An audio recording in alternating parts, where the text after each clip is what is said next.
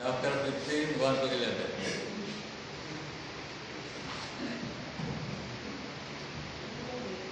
Chapter 15, verse 1 to 11. Ako ang tunay na puno ng ubas at ang aking ama ang tagapagpalaga. Ang bawat sanga sa akin na hindi magbubunga ay inaalis niya, at ang bawat sanga na nagbubunga ay nililis niya upang lalong magbunga. Kayo maglinis na sa mga magilang salita na aking sinabi sa inyo, kayo'y manatili sa akin at ako'y sa inyo. Gaya ng sanga na hindi magbubunga bukod sa kanya sarili, malibang nakakabit sa puno, gayon din naman kayo, malibang kayo manatili sa akin. Ako ang puno ng ubas, kayo ang mga sanga, ang nananatili sa akin at ako'y sa kanya ay siyang nagbubunga ng marami, sapagkat kung kayo'y hiwalay sa akin, ay wala kayong magagawa. Kung ang sino man ay hindi manatili sa akin, siya itatawag katulad na sanga at matutuyo, at sila ay ipipunin at ihahagi sa apoy at masususo. Kung kayo'y mananatili sa akin at ang mga salita ko'y mananatili sa inyo, hindi ninyo ang anumang puno nais at ito'y gagawin para sa inyo. Sa pamamagitan nito ay nagluwalhati ang aking ama na kayo'y magbunga ng marami at maging mga alagad ko. Kung paano minahal ako ng ama, ay ganoon din naman minamahal ko kayo. Manatili kayo sa aking pagmamahal. Kung tinutupad ninyo ang aking mga utos, ay mananatili ako sa aking pag-ibig, gaya ng aking pagtupad sa mga utos ng aking ama, at ako yung mananatili sa kanyang pag-ibig. Ang mga bagay na ito'y sinabi ko sa inyo upang ang aking kagalakan ay mapa sa inyo at ang inyong kagalakan ay malubos. Sige po, makakaupo po tayo. Pamagat po natin pag-aaralan ay the vine and the branches. Yung pupuno ng ubas at ang kanyang mga sanga. Sabi po dito ni Jesus, ako ang tunay na puno ng ubas. Isang title, pwede rin na The Preparation of Jesus Christ. Ako ang tunay na puno ng ubas. At ang aking ama ang magsasaka. Dito sinabi ni Jesus, ako ang tunay na puno ng ubas. Kasi merong other tree na meron din branch. Mamaya, kadaanan natin yan. Na hindi tunay na puno. Naghahanap din siya ng mga branches to spread his roots. Maladaan natin yan mamaya. Pero dito si Jesus sabi niya, ako ang puno ng ubas at ang aking ama ang magsasaka. Ang bawat sanga na sa akin ay hindi nagbubunga ay inaalis niya. Ito ang mabigat dito. Ang bawat sanga na sa akin ay hindi nagbubunga ay inaalis niya, at ang bawat sanga na nagbubunga ay nililinis niya upang lalong magbunga.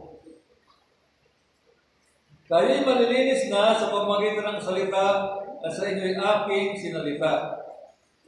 Kayo'y manatili sa akin at ako'y sa inyo, gaya ng sanga na di makapagbubunga sa kanilang sarili, maliban na nakakabit sa puno. Gayun din naman kayo, maliban na kayo manatili sa akin. Ako ang puno ng ubas, kayo ang mga sanga. Sabi ni Jesus, ako ang puno ng ubas, kayo ang mga sanga. Sino kausap niya?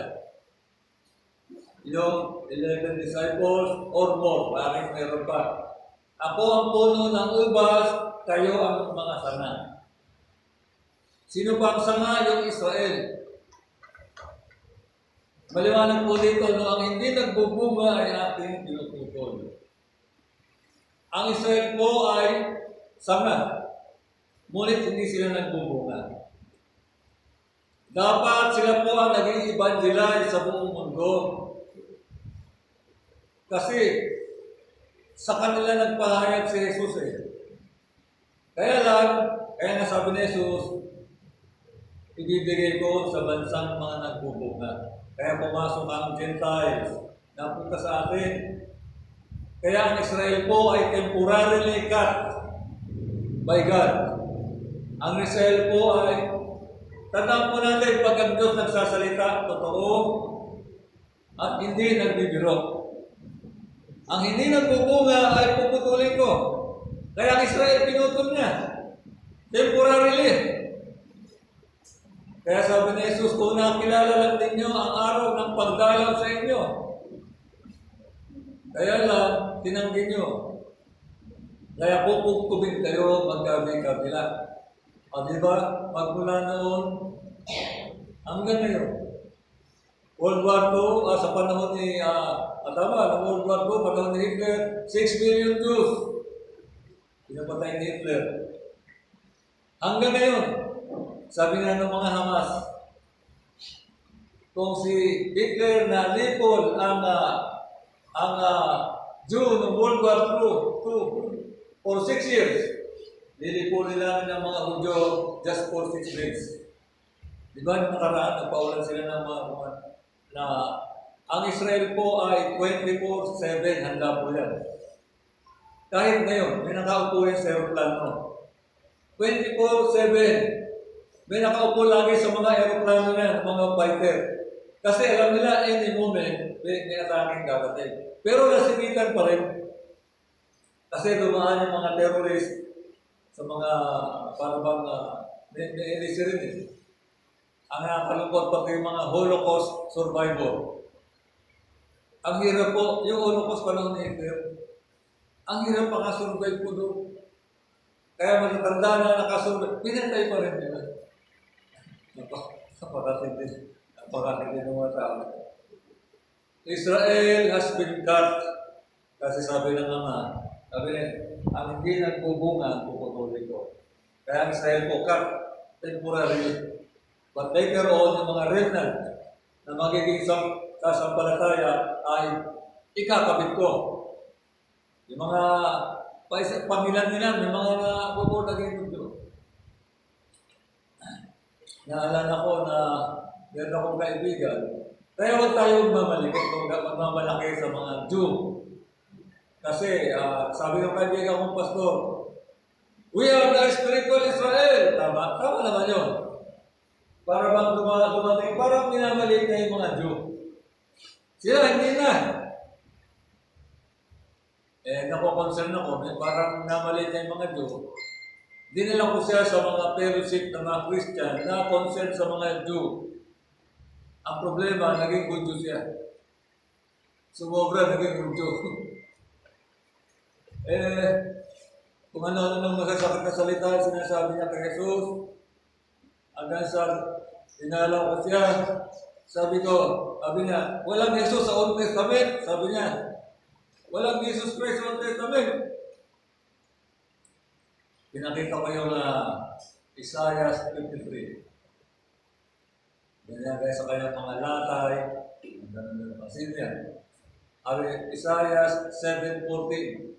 At maghanganap ang dalaga at ang tatawag sa kanya Emmanuel. Sabi niya, sino yan? Sabi niya, oo yan. At namatay na po siya. At least, sinagap niya yung na-share ko. Kaya, so, ako nga po, kamuntik din magiging Jew. Kasi sinusundan ko yung mga history ng Jew, mga documented seal ng Israel, yung synagogue, sinunog, noon War II, ang dami tao sa loob, bata matanda, kawain na lang, sinunog ng Germans, at lahat ng Germans nasa labas ng synagogue, nakagan sila. Kung sino lalabas,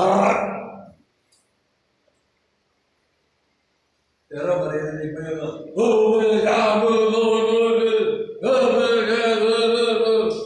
kahit, babaksak na yan, nagkatusan sila. Sabi ko, I want their God. Sabi ko, gusto ko ito sila. Naglagay na ako ng malaking David Star sa aming bahay. Laki. Tapos sa ibabaw ko, hindi ko pa rin ba itangin ko ang Christianity.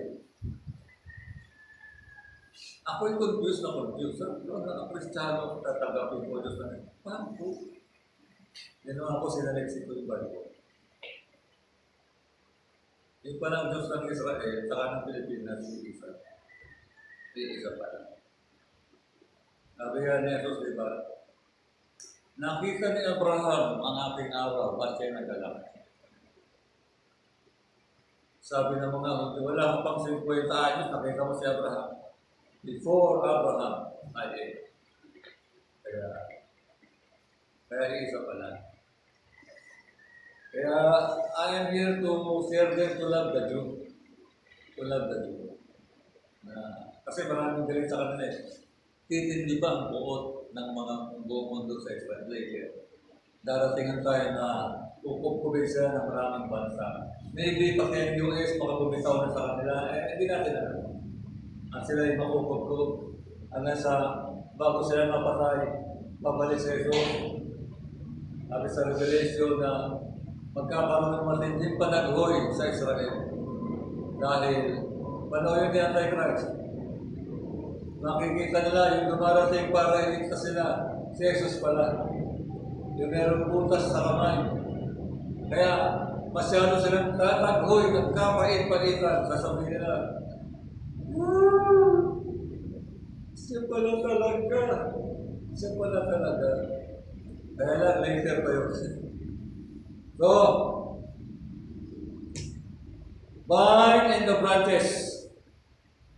Napakahalaga po ng branch sa isang puno. Kasi doon niya idinadalo yung kanyang buhay, yung kanyang katas. Kaya ang tunay na branch na nakakabit kay Jesus, kung ano yung buhay ng puno, yun yung dumadaloy sa kanya. Kasi nakakabit siya. Kaya ang bunga, di ba, puno daw siya ng ubas, tunay. Isa sa paborito ko na prutas yung ubas. Guyabano, cansones, mangga, yan. Kaya ang bunga noong sanga, matamis din. Matamis. O, patuloy tayo sa self-realization. Sabi ni Jesus, ibig sabihin siya ang tunay na puno ng ubas. Ibig sabihin, mabuting puno siya. Siya yung mabuting puno. Sabi ni Jesus, ang puno, mabuting puno, hindi nagbubunga ng masamang bunga. At ang masamang puno, hindi nagbubunga ng mabuting bunga. So, i-check natin ngayon na ating sarili, ano ba ang bunga natin? Mabuti ba o masama? Karakter ba natin masama o mabuti? Kung masama, hindi tayo nakakabit sa puno. Sa ibang puno tayo nakakabit. Kaya self-realization. Because God, these last days, He will do heart cleansing. Ano yung heart cleansing? Mamumutol. Mamumutol. And God, hindi nagpukumit ng joke. So, napakahalaga po ng sanga dahil doon niya na ipagpapatuloy yung kanyang buhay. Si Myla sanga. So, si Jesus, ibubuo sa kanya yung kanyang buhay. Kaya si Myla magbubunga ng buhay ni Jesus. Kaya ang sanga nabubuhay lamang sa pamamagitan ng puno. Kaya napakahalaga po dito yung intimacy. Ang tunay na sanga ay mayroong intimacy with God. Ano ba yung intimacy? Ayun na nga. Intimacy produce righteousness, produce holiness, and produce fruit. Kaya nga sabi ni Jesus, by their fruits you shall know them. O ano ba mga bunga natin?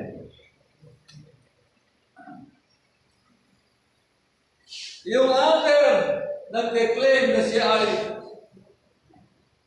puno. Yung fake na puno. Alam na siyempre si Satanas. Naghahanap din siya ng branch na para daluyan ng kanyang buhay. Napakahalaga rin kay Satanas ng mga branch. Yun ang mauuto niya. Si Satanas, meron din siyang branch. Kaya nga may mga satanista branch na yun. Yung mga false religion, branch na yun. Yung mga kulto, branch na yun. Kasi kailangan mag-ingat tayo kasi meron mga, siyempre, ng mga ngaral. They preach 99% truth. Ngunit isang hindi truth. Ang katotohanan po, buo. Kaya mag-iingat po tayo. Sa lahat ng mga ngaral, pwede mag-preach siya 99% truth and 1% lie. Ngunit yung isang lie na yun, napakatindi. Yung isang company sa Amerika, just one simple error. Nailagay lang yung kama sa maling posisyon. Imbis na 7 million, ang magiging babayaran nila 70 million. Naimali lang yung lagay ng kama. Kaya mag-ingat tayo sa mga simple error and simple sin. Simple wrong impartation to others, it can destroy them and it can destroy you. Kaya mag-iingat po tayo. Isipin natin mga sarili. Ano pa branch niya? Yung mga witch, yung mga mangkukulam. Ang mangkukulam po ay nananakit sila ng kapwa secretly. Sumisira sila ng kapwa secretly. Naninira sila ng kapwa secretly. Kaya kung tayo po ay naninira, number one siya, gossip, mga business, secretly, ang ganong tao na espiritu ng pampukulan. Anong sabi sa Deuteronomy 27:24? Siya na nananakit ng lihim.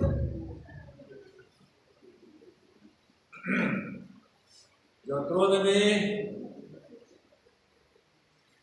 27:24.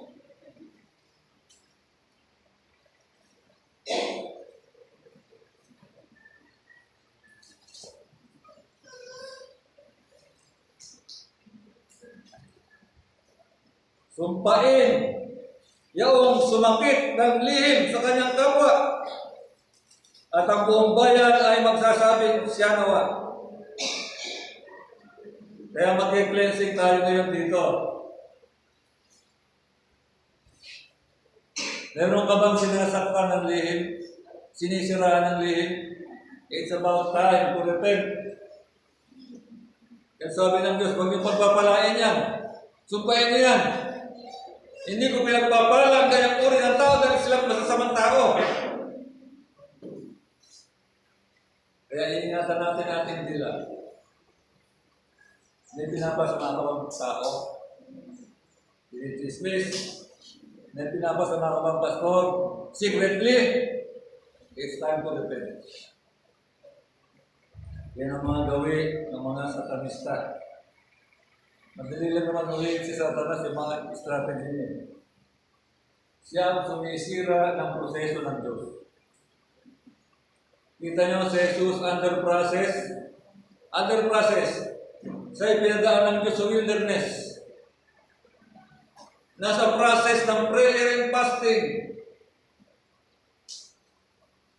Nasa process of breaking. Sa mga gusto maglingkod sa Diyos, ng totoo. Walang true servant of God, basahin sa Bible, na hindi dumaan sa breaking ng Diyos. na hindi dumaan, hindi nasaktan.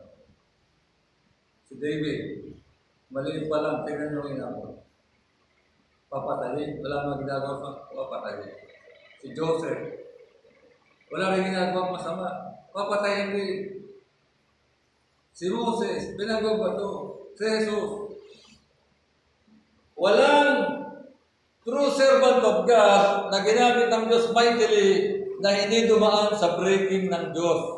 Sa tamang process. Even Christ. Kita nyo si Christ ang dumaan. Dumaan sa wilderness. Dumaan siya sa pagpapasakop sa authority ng spiritual authority na tao. Di ba nung babautismo siya ni umunti siya kay Juan para bautis Juan? Sabi ni Juan, Panginoon, ako na dapat ng bautismo.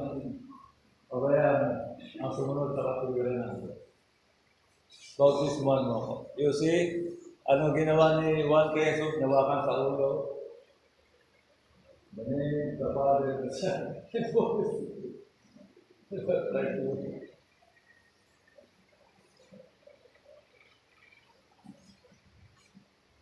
Kaya tayo dinadaan ng Diyos sa wilderness para durugin ang ating pride. Yung mga tao matataas yung pride, hindi pa durug yun. Hindi pa dinudurog. Kung ayaw magpadurog. Kasi ang pride, dyan tumitira si Satanas eh. Diyan siya sumisira ng tao. Karoon tayo ng self-realization. Sa fear, sa pride, diyan tumitira si Satanas. Kaya tinudunod na tayo ng sa pagdurog eh. Si Atty. Dito po si Atty. Buday tao. Nangadaan pa rin sa pagdurog. Marisipin nyo. Pag hindi mo alam ang sovereignty ng Diyos, hindi natin masyadong pinala ang Diyos, matitisod ka sa Diyos. Kaya maraming atheistisod eh. Kung meron Diyos, bakit ganyan? Bakit ganito? Bakit gano'n? Bakit ganito? Kaya we must have intimacy. Kung hindi, bibigay ka. O tulad nyo si Atty. Wala ako, sa akin lang siyempre, wala akong alam ginawang mali. Paninga tulong eh. Very humble. And God will make it more humble.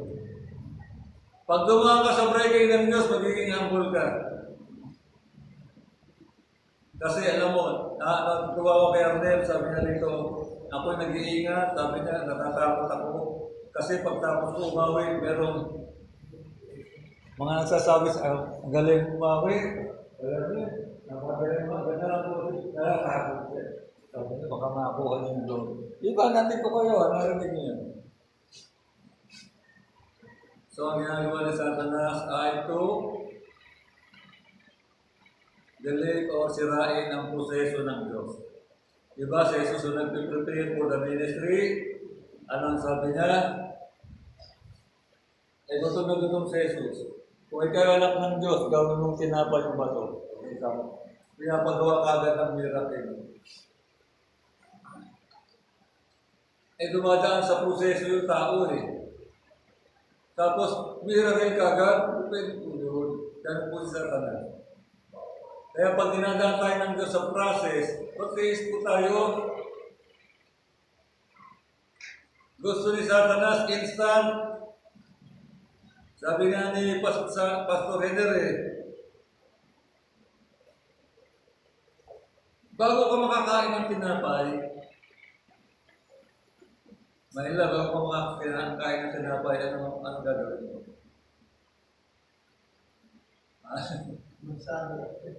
Magtatanim ka muna ng wheat. Mag-ano ka muna. Ang bubungkal, didiligan mo. At right side, anihin mo na. Pagka-anin mo, lulutuin mo pa. Yun ang process. Eh, gawin ni Satanas, hindi. Gawin mo tinapay yung bato. Ganun ang style niya. Ano ang sabi pa niya? Nakita mo ba yan Ito, bantayan itong espiritong to ha. Nakita mo ba yan? Mga ano yan? Espiritu to ng satanismo.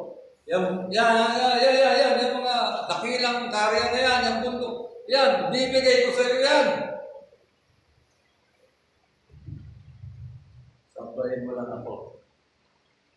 Lumuhod ka lang sa yung me. O, tingnan natin, baka tayo me. Glory to me.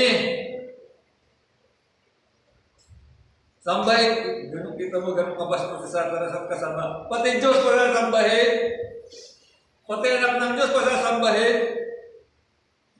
If you will just glorify me. Kung mahilig ka sa me, may espiritu ka ni Satanas. Kung meron. Kaya iingatan natin yung me. May espiritu ka ng satanismo. Okay ka nyo, di ba? Madaling mahuli, espiritu ng satanas. Madaling mahuli, espiritu ng satanismo. Me. Ayaw dumaan sa process. Ayaw, alam mo na. Di ano gagawin natin? Dadaan tayo sa process ng Diyos. At si Jesus, bago siya nag-public ministry, he defeated Satan privately.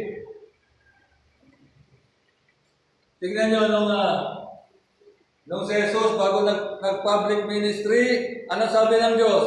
This is my beloved infant, whom I am well pleased.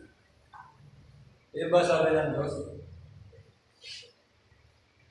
This is my beloved baby, whom I am well pleased. Kaya dinadaan ng Diyos sa process, pinamamature. Pag hindi tayo dumaan sa process, mature tayo, magkakalat lang tayo. Ano sabi doon? This is my beloved son, whom I am well pleased. Dumaan sa aking process yan. Kaya nagkaroon siya ng open heaven. Nagbumba ang Espiritu Santo. Hindi lang yun. Hindi pa siya nag-ministry nun. Bago siya mag-ministry, bago siya magkaroon ng public ministry, he defeated Satan privately. Diba? Nag-iisa lang siya ron. Nag-iisa lang siya sa mundo. Diba? Ito lang yung sinasabi. Kung maglilingkod ka sa Diyos, Christian ka. Kaya sabi ko, huwag tayo maglalaro. You will face Satan. Harapin mo sa Satan. Tapos ayan yung preparation natin. Maraming hindi nyo pala nakakaro sa lubong si Satanas eh.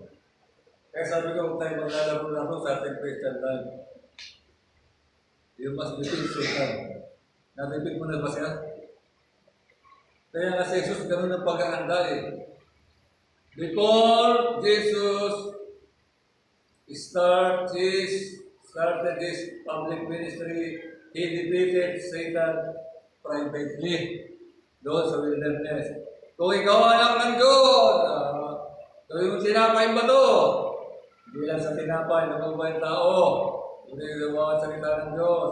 Kung ikaw anak ng Diyos, tumulong ka dyan, sasaluhin ka ng angel, sabi sa Book of Psalms. Kita yung Satanas sa yung Bible. May mga gumagamit ng Bible para panloko, para pandaya. And if you will worship me, bibigay ko sa lahat yan. Kilala siya ni Jesus eh, bakit? Pinungalan siya. Tingnan mo itong litong mo. Bibigay. Ang tanging pag-aari lang ni Satanas, kingdom of darkness. Ano? The earth is the Lord, and all that is in it. Kaya dapat alam mo, offer sa'yo ng offer. Teka, sa'yo ba yan? Damasit siya, Satanas po ay sila. Ngayon, na-defeat mo na ba si Satanas sa iyong private place? Privately? Sa ating mga secret, sa ating mga private time, private life, na-defeat mo na ba si Satanas? Kung hindi pa, huwag ka muna magpapublic ministry. Yung ginagawa nating mali, Yung ginagawa nating karumal-dumal, privately!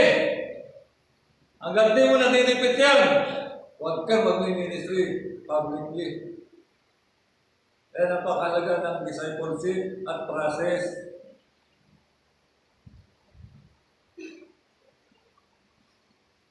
Putay mo open. Ito nga, sana lang pag magkakaroon ng hard cleansing sa church. Alam, mag-repent lahat tayo. Mag-iingat po tayo. Lalo na yung last days. Hindi naman po sa pagmamalaki. Ano po? Ang hirap po mag-spiritual warfare. Ang hirap. Ang hirap po. Kaya kailangan natin ng tulong ng Diyos. Kaya yung mga karanasan ng pastor, respeto din naman natin. Dumaan yan sa mga life and death situation. Tapos meron ang babawi ng pastor. Hindi rin respeto sa pastor. Pag narunjok ng pastor, gaganti pa. Depende, kung meron kaya na yun. Dahil ang Diyos, motor, hindi ka na. Eh anong, saan tayo nakakabit? Sa mabuting puno o sa masama? Kung tayo ng self-realization. Ang pastor po, hindi pinapatulan yung tupa. Baka ma-misunderstood po. Ang pastor po, hindi pinapatulan yung tupa. Kasi sabi ni Jesus, Pedro, do you love me? Ano sabi ni Pedro? Yes, Lord. Feed my lamb. Pakainin mo yung tupa. Kaya ang pastor po, hindi pinapatulan ng tupa, hindi pinapatulan ng tupa. Ano pinapatulan ng pastor? Yung demonyo na nasa tupa. Wawasakin talaga ng pastor yan. Ang tunay na pastor ng Diyos. Kasi importante yung tupa eh. Yung mga nadadayag, yung mga nagagapos na kasinungalingan ni Satanas. Importante ang tupa sa Diyos. Baging sa pastor. Yun ang pinapatulan ng pastor. Kaya kung may demonyo ka, asahan mo, dudurugin ng pastor yan. Kasi mahalaga ka sa Diyos. Wala namang may demonyo rito. Kasi yung mga Kristiyano pa, discipline. In fact, yung mga Kristiyano nga, Kristiyano na sa demon. In the realm of soul and body, pwede. Not in the realm of spirit. Eh yung cancer, demonyo eh. Yung ibang cancer, demonyo yun eh. Yung iba natural sickness. Yung ibang sakit, demonyo eh. Basahin ko. Meron ba sa Bible? Sabi ni Jesus, itong babaeng to, na tinalian ng espiritu ng sakit. Merong espiritu ng sakit. Ilang Kristiyano namatay sa cancer? Luke 13:11.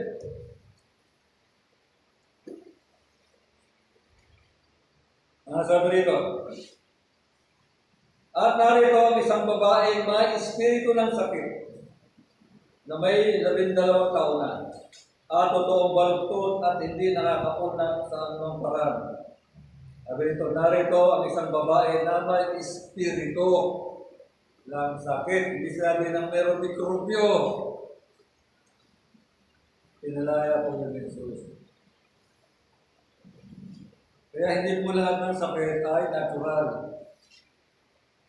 Meron natural, meron minsan spirito. Yung mga sakit na for many years nandun pa, hindi gumagaling.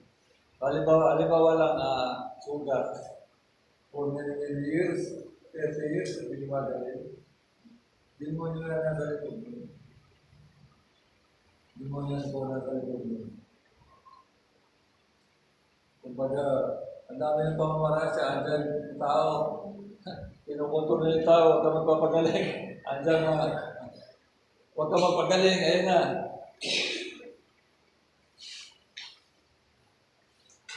Yung pong mga taong may matitigas na puso, for many years, matigas ang puso, and disobedient with God. You are not dealing anymore with ordinary spirit. Dinidil mo na dyan, stubborn spirit of demons. Demonyo na po yun. For many, many years, matigas ang puso, disobedient. Kahit ano gawin mo, hindi sumusunod, hindi nagbabago, hindi lumalambot ang puso. You are already dealing with demons. Demons of stubbornness. Kailangan dyan prayer and fasting. Yun, makakapagpalaya doon. Prayer and fasting of judgment of God. So, balik po tayo. Anong susi para po tayo ay magbunga? Ayan na po, yung intimacy with God. Magkaroon tayo ng intimacy with God. Sabi na Jesus, kung iwalay kayo sa akin, wala kayong magagawa at wala kayong bunga. At yung bunga ninyo ay manatili. Minsan nakakalungkot sa ibang mga Christians na ibang kapatid, hindi nakakatalo ito. Pabayaan mo na, gusto niya dun eh. Ano ba yun?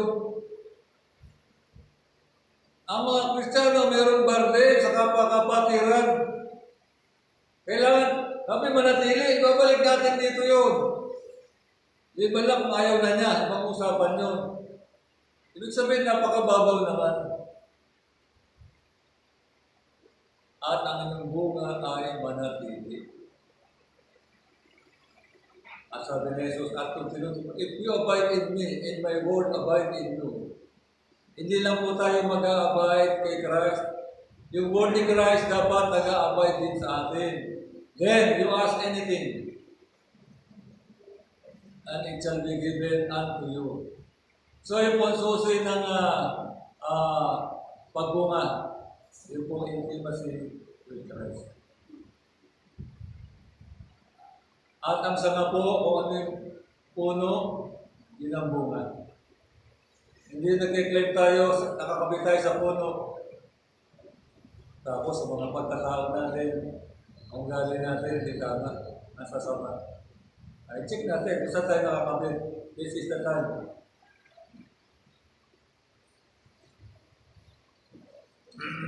So, God will continue. Kasi gusto ng Diyos maraming maabot na mga kaluluwa ng mga kapatid. And again, wala namang problema niya na ilalagay ng Spirit. Muna yung mag-pray ako just in case. Kasi meron mga pretenders, meron mga mapagpakunwari, meron mga baka lang, may nagtatagong spirito. Kasi may ipitningin ng Diyos ngayong last days, we will do hard cleansing. Kaya kung tayo may mga ganitong attitude, kumbaga, hanggang ngayon, chismosa pa rin tayo. Naninira pa rin tayo secretly. Nagpapasama ng tao secretly. Delikado po yan. Delikado po yan. Nagagalit ako sa ganyan. We must change. We must change. Sige po, tayo lahat tayo tumayo. Tayo manalangin.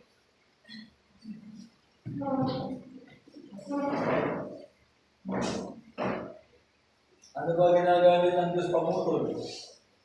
Kayo ka ng salita, ka ng Espiritu, at yung mga servant of God.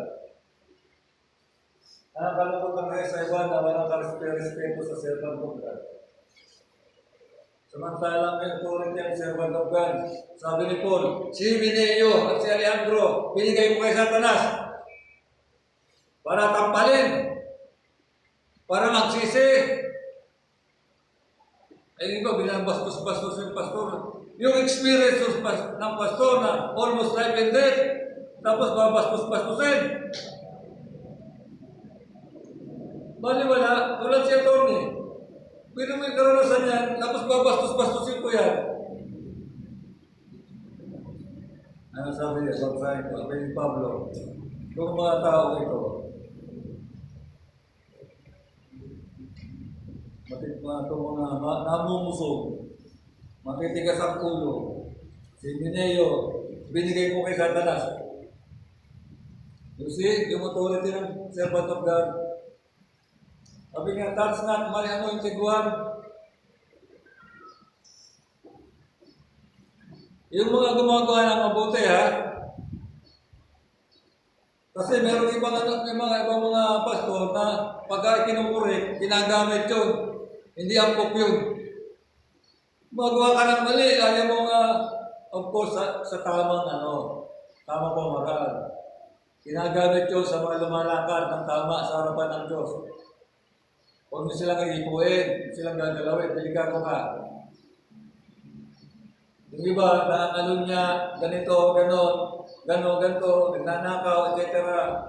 Ang sama ng patotoo, pag pinansin mo, Pastor, bakit mo? Touch not my anointed one!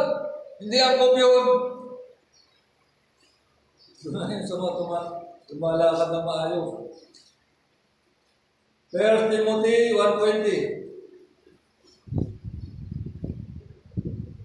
Naingatan mo ang pananampalataya at ang mabuting budhi. Yan, mabuting budhi. Ingatan daw natin. Na nang ito'y itakwil ng iba sa kanila ay mga bagbag tungkol sa pananampalataya na sa mga ito si Himeneo at si Alejandro na sila'y aking ibinigay kay Satanas upang sila'y maturuang huwag mamusog. Ayun. Himeneo si Alejandro binigay ko kay Satanas para tampalin, para magsisi. Hindi na uulit. Huwag na ulitin mga katampalasang ginagawa. Kasi may ganyan authority po mga servant of God. Yun naman ay ginagamit lang pagka dapat na yung sobra na, tagal na panahon, ganun pa, hindi nagbabago, intention pumatay, pumuksa, magwasak, wait, pinuputol na yan, itinatapo na yan, ibig sabihin, binabibigay niya, paano? Disiplina. Kaya mag-ingat tayo, mag-ingat po tayo. So, again, ang pastor po ay mahal ng tupa. Kaya lang, yung demonyo na sa tupa, duduro, papatay ng pastor doon. Hindi pwede makapasok ka dito. Kasi sisilahin yung tupa sasama niya. Kaya, ipapahamak niya. Kaya kung nasabi sa impyerno, kaya kung tayo isang kung hindi naman tayo, yung iba kasi nakasabit lang sa puno Hindi naman talaga sanga tulad ng baging, nakasabit lang sa sanga. Yung iba naman sip-sip lang ng sip-sip sa takas ng puno, walang bunga, pabigat lang sa puno. Sabi ni Jesus, inaalis yun ng aking Ama. Yung iba baging, sa nakakapit yung baging sa sanga, hindi sa puno. Sino yung sanga? Yung pwede niya, dito. Ilang bang milyonaryo natin dito? Tignan mo kung saan ka nakakapit. Hindi sa puno. Kasi iba, napunta lang sa church, nakikinabag. Kumukuha lang ng informasyon. Hindi naman pala nakakapit sa puno. Kanina ba tayo nangungunsapit? Saliksik natin sarili. Self-realization. Ito, para malinis tayo ng Diyos, hindi tayo mag-expect na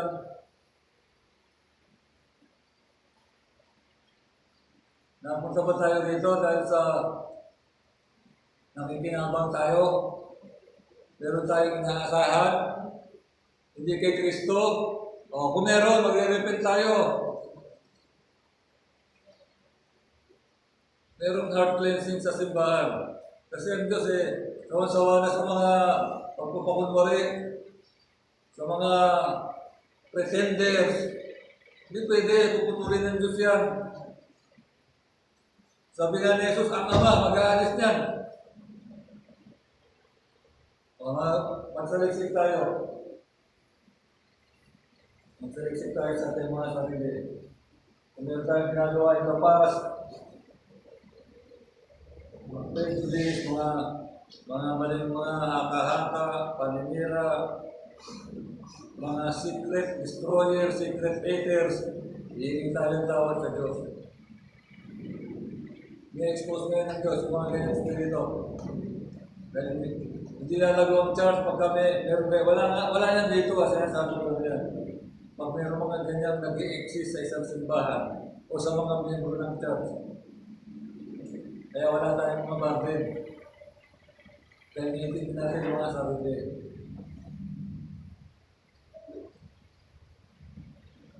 Kaya kung tayo nakabase lang sa tao, hindi kay Kristo, ay mapapahamak po tayo mga kapatid.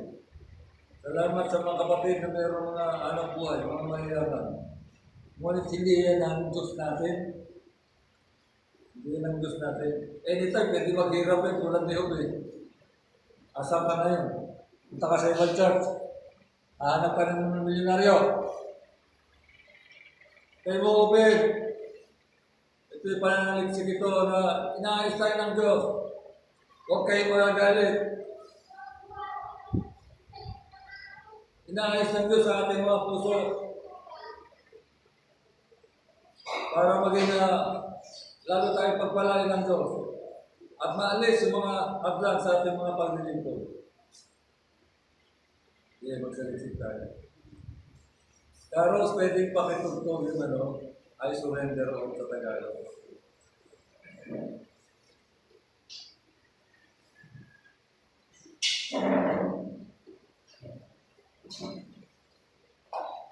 Yung inialay ko, yung mga nakaraan, mga preaching natin, I love, love, love. Eh ngayon, medyo rebuke. Sabi na Jesus, pinarurusahan ko ang aking mga iniibig at pinagwiwikaan. Saan po ng love ng Diyos yan?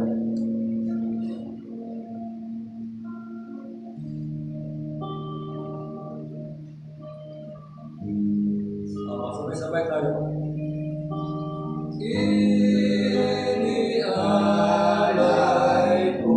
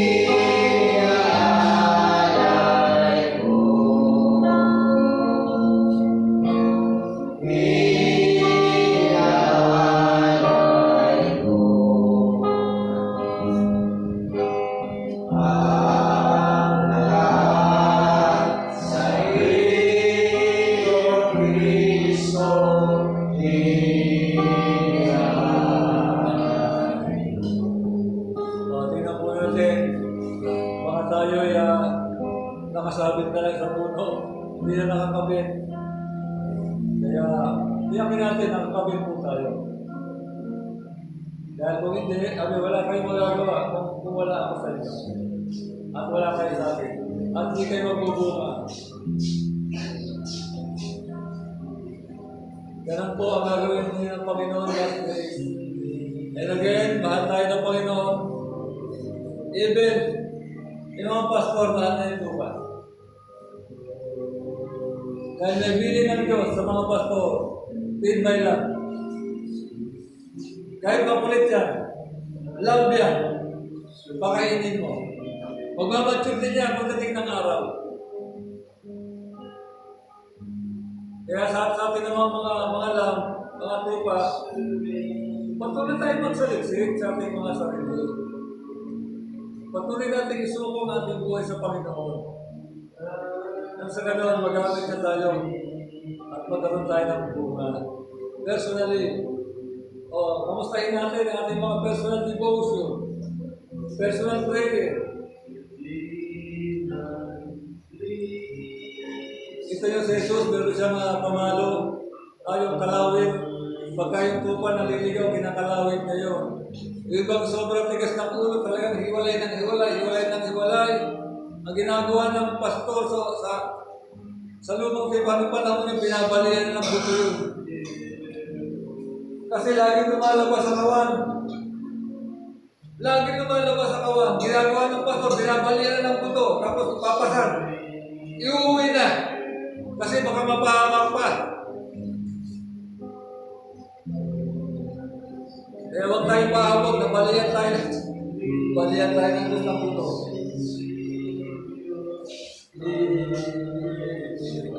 For the last time.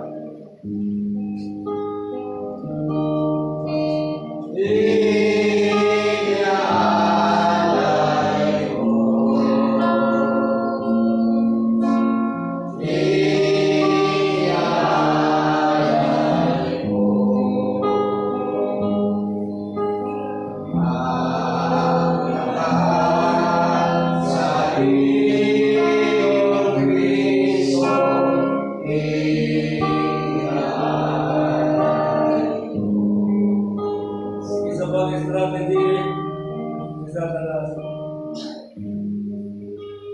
Maatake siya provision.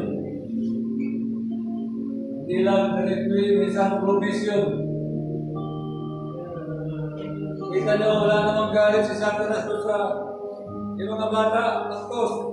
Kahit na masamang espiritu siya, talagang pupuksain niya lahat. Gusto niya nga, ang target niya doon sa mga bata, yung baka andun yung Kristo eh. Baka andun yung Kristo, sa loob-loob niya, baka andyan. Mga target niya siya through vision. Baka andyan ang Kristo, kaya hindi na alam kung nasaan, patayin yan, mga ilang daang batang yan. Tulad dito sa mga churches. Nakikita niya yung churches. Pagka mga believers ay faithful sa kanilang giving para sa Diyos, nakikita na yung mission. Lalago itong church na ito. Maraming nagiging full-time worker dito. At ang pastor dito hindi mag-resign. Bakit? Kasi nasusuportahan lahat ng needs dito. Nakikita niyo yun. Ano titirahin niya? Magpapala siya ng hoarding spirit. Yung mga hoarding spirit. Kasi maraming Kristiyano hoarder. Hanggang ngayon, maraming Kristiyano hoarder. Yung para sa Diyos, hindi binibigay.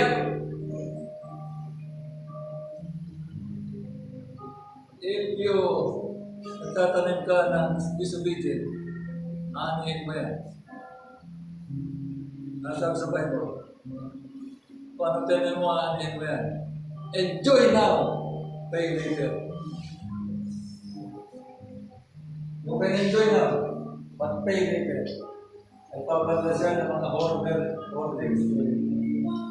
Napadala niya. Para mag-resign na yung pastor. Dahil ang pastor, 1,000 lang allowance. I get weekly. Mag-resign na yan. Continue. Boost natin ang spirit of hoarding dito sa church na ito, sa ibang mga churches, para mag-resign na yung pastor. Malis na. Ano mag-resign?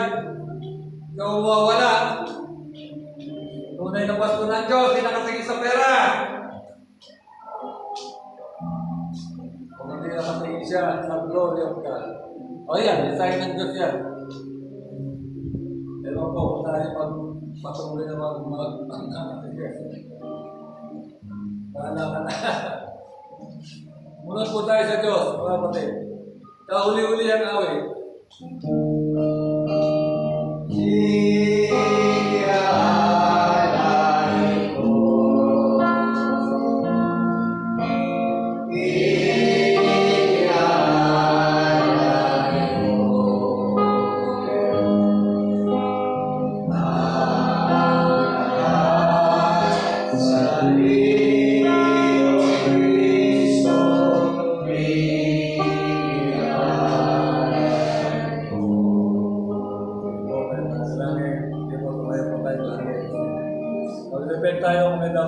Make sure wala naman po dito dyan ng mga ganyang uri ng mga tao, mga believers.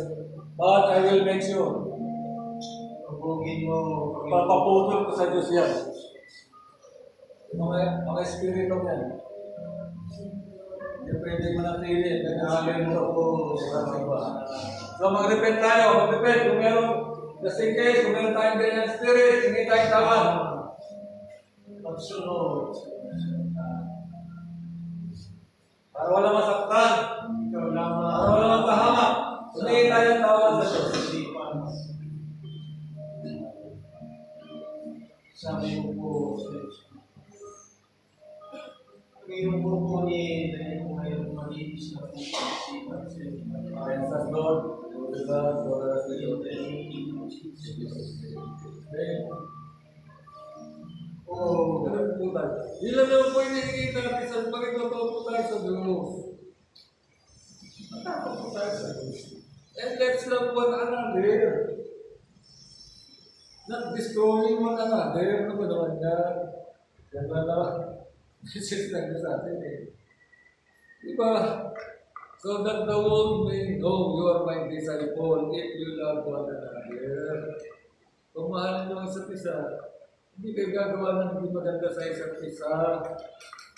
Kung sana pasok dito, diretso sa puso, hindi naman sa kabila. Maraming lagi natin narinig ito eh.